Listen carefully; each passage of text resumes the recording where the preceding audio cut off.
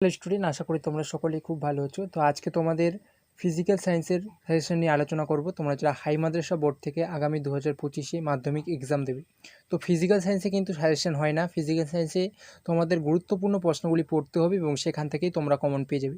তো ফিজিক্যাল সায়েন্সে যে সমস্ত গুরুত্বপূর্ণ প্রশ্নগুলি রয়েছে সেগুলি আমরা সমস্তই আলোচনা করব। তোমরা অবশ্যই পাশে থাকবে, ভিডিওটি কন্টিনিউ দেখবে, মন দিয়ে শুনবে। আমি একবার নয় দুবার বলে দেবো, কোশ্চেনগুলো ভালো করে নোট করে নেবে। যদি পড়া না হয়ে থাকে তাহলে খুব ভালো করে নোট করে নাও এবং এখন থেকে খুব ভালো করে প্র্যাকটিস করো, কারণ এর বাইরে প্রশ্ন আসবে না। আমি যে সমস্ত কোশ্চেনগুলো আলোচনা করব সম্পূর্ণ গুরুত্বপূর্ণ প্রশ্নগুলো নিয়ে আলোচনা করব, এর বাইরে তোমাদের পড়তে হবে না। যদি কারো ইচ্ছা থাকে তাহলে পড়তে পারো, কিন্তু আমি এতটুকু গ্যারেন্টি দিচ্ছি যে তোমরা এখান থেকেই কমন পেয়ে যাবে। আজকে তোমাদের দুটি অধ্যায়ের সাজেশন নিয়ে আলোচনা করব।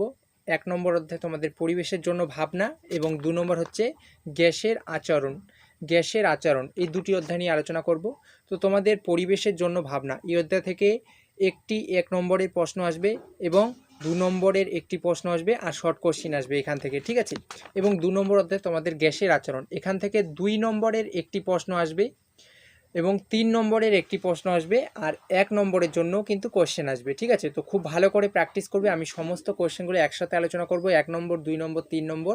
এখান থেকেই তোমরা খুব ভালো করে পড়ে নেবে, এখান থেকেই কমন পেয়ে যাবে। তো এই দুটি অধ্যায় থেকে এর বাইরে কোশ্চেন পড়তে হবে না, বারবার বলছি। এগুলো যদি না হয়ে থাকে তাহলে অবশ্যই কিন্তু এখন থেকে প্র্যাকটিস করো।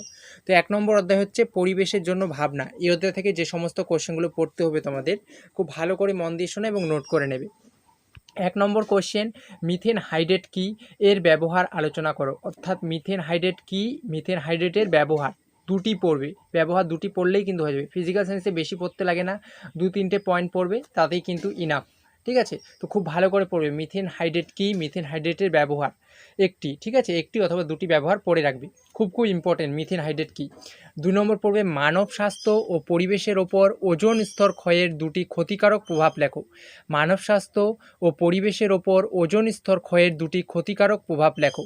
খুব ভালো করে কিন্তু কোশ্চেনগুলো মন দিয়ে শোনো এবং খাতায় নোট করো। যদি পড়া হয়ে না থাকে অবশ্যই কিন্তু প্র্যাকটিস করো, বারবার বলছি। 3 নম্বর পড়বে জীবাশ্ম জ্বালানি কাকে বলে, একটি উদাহরণ দাও। জীবাশ্ম জ্বালানি কাকে বলে, একটি উদাহরণ দাও। 4 নম্বর গ্রিন হাউস এফেক্ট কি, গ্রিন হাউস এফেক্ট কি, খুবই গুরুত্বপূর্ণ। 5 নম্বর গ্লোবাল ওয়ার্মিং কি, গ্লোবাল ওয়ার্মিং কি। 6 নম্বর টোপোপোজ কি, টোপোপোজ কি। 7 নম্বর দুটি প্রচলিত ও অপ্রচলিত শক্তি উৎসের নাম লেখো।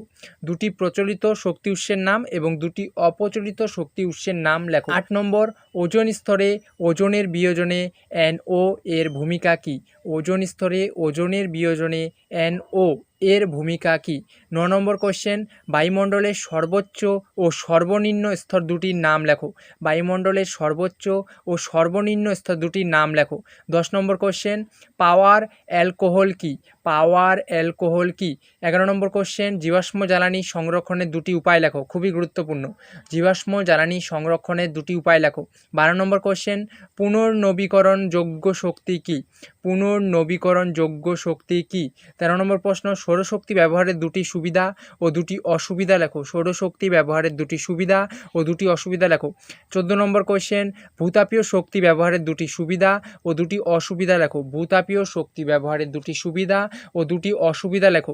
15 নম্বর কোশ্চেন, বায়োমাস কি, এর একটি সুবিধা ও একটি অসুবিধা লেখো। বায়োমাস কি, বায়োমাসের একটি সুবিধা ও একটি অসুবিধা লেখো, খুবই গুরুত্বপূর্ণ। 16 নম্বর কোশ্চেন, বায়োফুয়েল কি, বায়োফুয়েলের ব্যবহার লেখো। বায়োফুয়েল কি, বায়োফুয়েলের ব্যবহার লেখো। 17 নম্বর কোশ্চেন, কয়লা এবং কোকের মধ্যে কোনটি ভালো জ্বালানি ও কেন। কয়লা এবং কোকের মধ্যে কোনটি ভালো জ্বালানি ও কেন।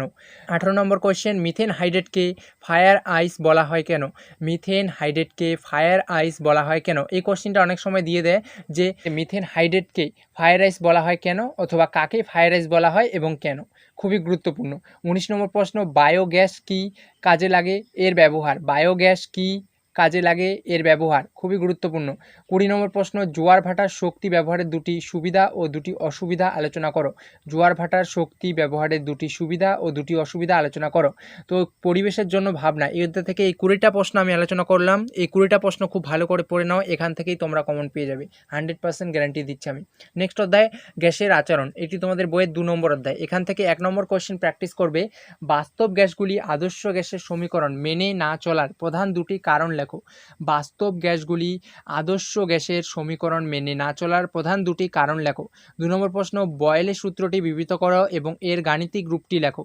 বয়েলের সূত্রটি বিবৃত করো এবং এর গাণিতিক রূপটি লেখো।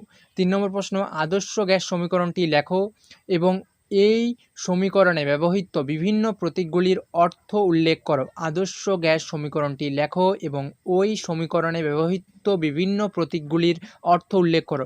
অর্থাৎ তোমরা খুব ভালো করে মনে রাখবে, বয়েলের সূত্র এবং আদর্শ গ্যাস সংক্রান্ত যে সমস্ত প্রশ্নগুলি রয়েছে খুব ভালো করে পড়বে।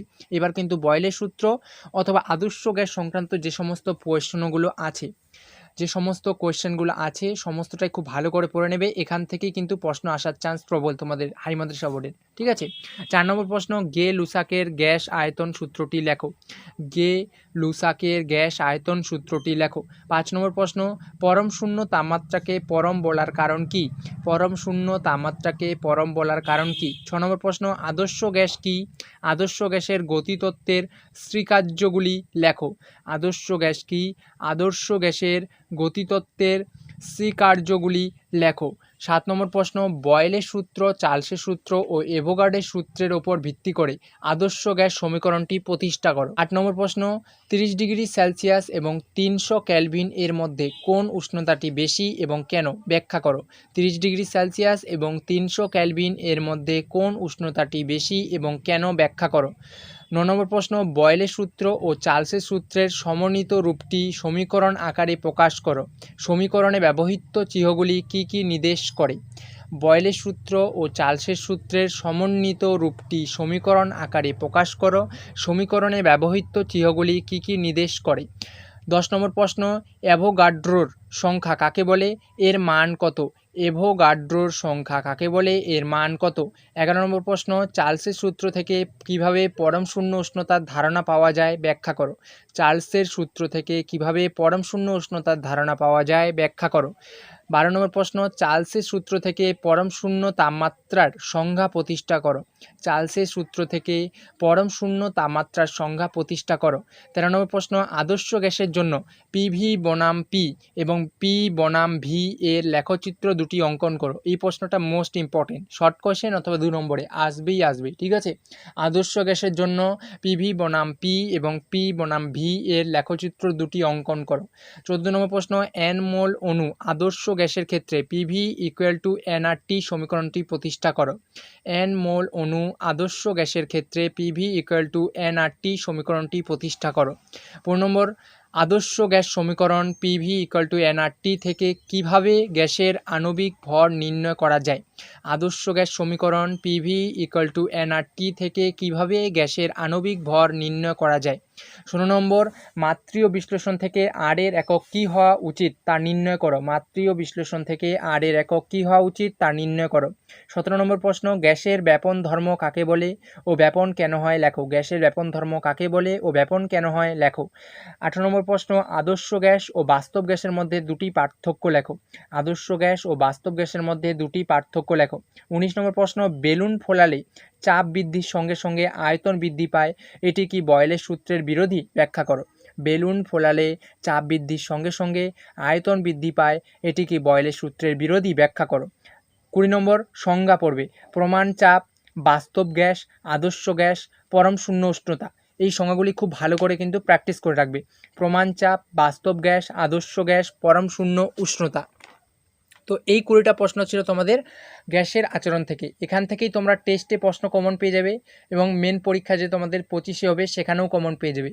কোশ্চেনগুলো কিন্তু শুনে বসে থাকলে হবে না, প্র্যাকটিস করতে হবে লেখে লেখে।